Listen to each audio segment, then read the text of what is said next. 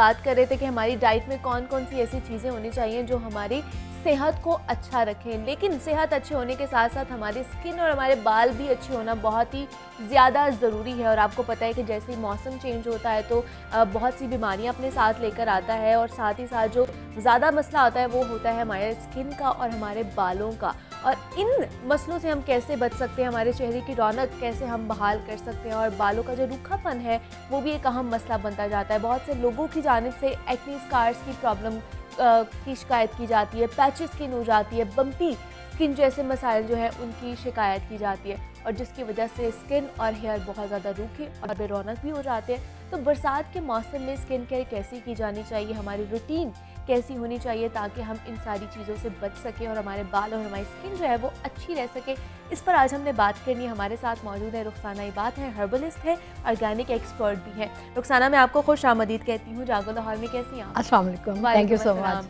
मैं ठीक, अल्लाह का शुक्र। रुखसाना, जैसे कि एक मेरे ख्याल से अब हर किसी का, सिर्फ औरतें ही नहीं, अब मर्द भी इस चीज़ में शामिल हो गए हैं कि उनको एक चाहिए होता है कि उनके बाल जो है वो इस मौसम में रूखे ना हो, शाइनी हो, अच्छे नज़र आए। लेकिन आज के ज़माने में बाल बहुत ज़्यादा गिरना शुरू हो गए हैं, रूखापन आ गया है। क्या लगता है आपको, सबसे पहले तो वजह क्या लगती है आपको? बहुत सारी वजूहात हैं, उनमें से चंद बताती हूँ। उनमें जो मुझे ज़्यादा फील होती है वो स्ट्रेस है। अच्छा। आजकल हमारी लाइफ में स्ट्रेस बहुत है। इवन छोटे स्टूडेंट्स को देखें, किड्स को देखें, उन पे स्ट्रेस बहुत ज़्यादा है स्टडीज़ का, तो स्ट्रेस का लेवल बहुत ज़्यादा है। उसकी वजह से मुझे जो बेसिक लगता है, अदर उसके अलावा बहुत सारी और रीज़न्स हैं। ज़ाहिर है हमारी ग़िज़ाइयत वैसी नहीं है, पूरी नहीं होती, नींद हम पूरी नहीं लेते हैं। उसके अलावा जेनेटिकली भी प्रॉब्लम्स हो सकते हैं, मेडिकल प्रॉब्लम्स की वजह से, जैसे थायराइड्स हैं या कुछ भी और प्रॉब्लम्स हो सकते हैं। बिल्कुल ऐसे ही है। उसकी वजह से भी, फिर गलत प्रोडक्ट के इस्तेमाल करने की वजह से भी अच्छा। हेयर फॉल और स्किन डैमेज होती है। सो और इसके अलावा बेशुमार और कॉजेज़ भी हैं, लेकिन ये चंद है। ये वो कॉमन है जो हम लोग अपनी डेली रूटीन में मेरे ख्याल से हम यूज़ कर रहे होते हैं, जिसकी वजह से हमारी ये चीज़ें या ये मसाइल जो है पैदा हो जाते हैं। दूसरा, अब हमें घने बाल भी चाहिए, हमें लंबे बाल भी चाहिए और शाइनी बाल भी चाहिए। तो उसके लिए हम अगर घर में अगर कोई टोटके वगैरह या हर्बल चीज़ों से कुछ करना चाहते हैं तो हम क्या कर सकते हैं, कौन सी प्रोडक्ट्स यूज़ कर सकते हैं? मतलब ऑयलिंग तो करते हैं, साथ हम अंडे का मास्क अगर लगा सकते हैं तो वो कब लगा सकते हैं, कितनी मिकदार में लगाना है, और अगर हफ्ते में लगाना है तो कितनी दफ़ा लगाना है? कि प्रोटीन तो बहुत ज़रूरी है स्किन के लिए भी और बालों के लिए भी। एक तो इंटेक बहुत ज़रूरी है, अंडा खाएं भी ज़रूर, लगाने से पहले अंडा खाएं ज़रूर, और उसके बाद लगाने के लिए वीक में एक दफ़ा बहुत है। आप अंडे के साथ कुछ भी 2-3 चीज़ें, जैसे शहद है वो मिक्स किया जा सकता है, उसमें थोड़ा सा ऑयल मिक्स किया जा सकता है अंडे के अंदर उसको बीट करके और मिक्स करके उसका मास्क लगाया जा सकता है। वीक में एक दफ़ा इनफ है। अच्छा। उसके अलावा दही का बहुत मशहूर है हमारे मुल्क में, दही है, उसमें आप थोड़ा सा हनी और ऑयल, कोई सा भी ऑयल, ऑलिव है, कोकोनट है, कोई सा भी ऑयल। कोकोनट ऑयल बालों के लिए सबसे बेस्ट है, या आर्गन ऑयल सबसे बेस्ट है। तो वो ऑयल मिक्स करके वो वीक में एक दफ़ा लगा सकते हैं, उससे बाल बहुत हेल्दी और शाइनी हो जाते हैं। तो ये दोनों चीज़ें हफ्ते में एक दफ़ा यूज़ कर सकते हैं। और वैसे ऑयलिंग जो है वो हम लोग कितनी दफ़ा करें? जब बाल धोएं तब बाल धोने से 2 घंटे पहले बालों को ऑयलिंग कर लेनी चाहिए। अच्छा। क्योंकि जो शैम्पू हैं वो बहुत ज़्यादा हार्श हैं, जो मार्केट में शैम्पू हैं वो बहुत ज़्यादा हार्श हैं, बहुत ड्राई करते हैं बालों को। तो उनकी साथ के साथ केयर पहले से की हुई होनी है, ऑयलिंग की ही होनी चाहिए ताकि जो बाल लेकिन रुखसाना, जिनके ऑलरेडी ऑयली होते हैं कुछ लोगों के बाल के, वो एक दिन में, मतलब अगर सुबह वॉश करते हैं रात को उनके बालों में ऑयल आ जाता है, तो क्या उनको भी ऑयलिंग करनी चाहिए? देखिए, उसकी बिल्कुल उसी तरह से मिसाल दूंगी जिस तरह स्किन है, फेस की स्किन है। अब देखें, ऑयली स्किन का हम क्या कर रहे होते हैं कि और ज़्यादा हार्श क्लिनजर से फेस वॉश कर रहे होते हैं, और इवेंचुअली क्या हो रहा है, स्किन और ज़्यादा ऑयल प्रोड्यूस कर रही होती है। सो बालों के नीचे बहरहाल स्किन है, ठीक है, तो वो स्किन भी उसी तरह रिएक्ट कर रही है। सो उसको ऑयल की तो ज़रूरत है, लेकिन उसके साथ साथ उसको जो शैम्पू चाहिए वो प्रॉपर कोई अच्छा शैम्पू चाहिए।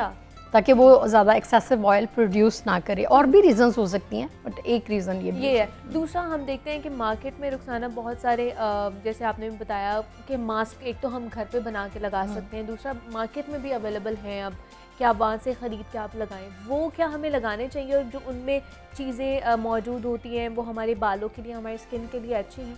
क्या हर्बल मास्क भी मौजूद हैं? देखिए, लगाने तो चाहिए, मार्केट से लेके भी लगाने चाहिए, बट अगर मेरे से पूछेंगे तो मैं तो ऑर्गेनिक लिविंग की तरफ हूँ और ऑर्गेनिक लिविंग को प्रमोट करती हूँ। तो मेरे लिए तो हर सिंथेटिक चीज़ जो है उसमें कहीं ना कहीं नुकसान है। बिल्कुल ठीक है। तो कोशिश करनी चाहिए कि ऑर्गेनिक नेचुरल प्रोडक्ट्स इस्तेमाल करें। उसमें मास्क भी, उसमें स्कैल्प मास्क भी हैं, हेयर मास्क भी हैं, फेस मास्क भी हैं, वो यकीनन अच्छे हैं स्किन के लिए, ऑर्गेनिक में भी हैं ये चीज़ें, ये बिल्कुल हैं, अवेलेबल है मार्केट में, हम लोग खरीद सकते हैं ताकि हमारी जो चीज़ें हैं, हमारे बाल हैं, हमारी स्किन है, वो बच सके। दूसरा हम जैसे अगर मैं अपनी बात करूं तो मैंने रोज़ ऑफिस भी आना है और शो भी करना है, तो मैंने स्ट्रेट भी कराना है, देन मैंने ब्लो ड्राई भी कराना है, और बहुत सी लड़कियाँ फिर हेयर कलर पे कराती हैं। ये हमारे नुकसान जो हमारे बाल हैं उनको कितना नुकसानदेह पहुंचाते? बहुत ज़्यादा नुकसानदेह है। जब मैंने नुकसान की बात की, एक ये मैंने मिस कर दिया कि ये जो केमिकल बहुत ज़्यादा इस्तेमाल हो रहे हैं, डाइज हैं और मुख्तलिफ तरह के स्ट्रेटनिंग के केमिकल्स हैं, वो सारे नुकसानदेह हैं बालों के लिए। और ब्लो ड्राई और ये स्ट्रेटनिंग, ये भी नुकसानदेह है। कोशिश करनी चाहिए जितना एयर ड्राई कर सकें बालों को उतना बेहतर है। सो ये चीज़ें बहरहाल डैमेजिंग हैं। हाँ, अगर जैसे आपका प्रोफेशन है, आपकी रिक्वायरमेंट है, फिर उसकी केयर है उसी तरह से कि आपने अगर ब्लो ड्राई करना है या आपने स्ट्रेटनिंग करनी है तो उससे पहले सीरम्स हैं वो आप अप्लाई कर लें ताकि आपके बाल डैमेज नहीं हो। तो फिर उसके साथ साथ कुछ ना कुछ प्रोडक्ट्स अवेलेबल हैं, आप उसको ले सकते हैं, उसके साथ आप पहले से ही अपने बालों की केयर कर सकते हैं। बालों की केयर करें, और हर्बल चीज़ें भी मौजूद हैं मार्केट में। दूसरा रुखसाना, हम देखते हैं बहुत से लोग शिकायत करते हैं कि वो जब एक्सटेंसो कराते हैं या परमानेंट स्ट्रेटिंग कराते हैं तो उनके बाल बहुत थिन से हो जाते हैं और रूखे से हो जाते हैं। तो ये इस तरफ जाना चाहिए कि नहीं जाना चाहिए, और ये हमारे बालों को कितना नुकसानदेह देते हैं लॉन्ग टर्म में? देखिए, एक किसी का अगर लाइफस्टाइल है, मैं ये तो नहीं कह सकती कि उनको नहीं जाना चाहिए, बट केमिकल बेस्ड चीज़ों से जितना, ये बहुत स्ट्रॉन्ग केमिकल्स हैं जो बाल को पहले स्ट्रक्चर को चेंज करते हैं और उसके बाद एक डिफरेंट शेप में लेके आते हैं। ठीक है, तो बहरहाल नुकसानदेह है बालों के लिए। जितना नेचुरल रहा जाए उतना बेहतर है, नेचुरल तरीके से। और अगर स्ट्रेट करने हैं, वही जैसे स्ट्रेटनर से किसी वक्त ज़रूरत पड़ती है वो कर लेने, बजाय इसके कि इस तरह के ट्रीटमेंट्स की तरफ जो कि बहुत हार्श केमिकल्स के साथ किया जाता है, तो अवॉइड करना चाहिए। बट अगर करवा लेते हैं तो फिर उसकी बहुत ज़्यादा केयर की ज़रूरत है। बाल बहुत नाजुक हो जाता है, बारीक हो जाता है, उसका स्ट्रक्चर चेंज हो चुका होता है, बहुत ज़्यादा मास्क है, ऑयलिंग है, बहुत ज़्यादा केयर की ज़रूरत होती है। और अगर हर्बल तरफ जाया जाए, हर्बल प्रोडक्ट्स की तरफ, तो मार्केट में हमें ज़्यादा कौन सी लेनी चाहिए? हर्बल प्रोडक्ट में मैं बात कर रही हूँ अपने बालों के लिए।